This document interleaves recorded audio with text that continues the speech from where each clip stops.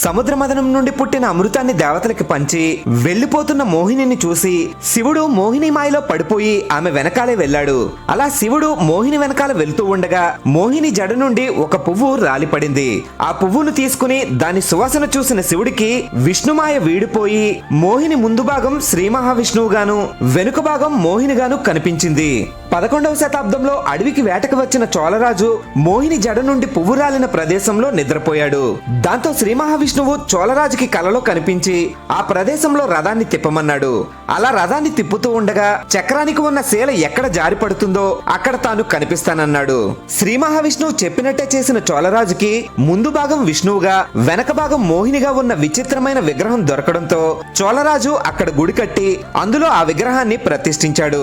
మోహిని జడ నుండి పువ్వు రాలిపడిన ఆ ప్రదేశమే ఒకప్పటి తూర్పు గోదావరి జిల్లాలో ఉండే ర్యాలీ. మీలో ఎంతమందికి ఈ గుడి తెలుసో కామెంట్ చేయండి.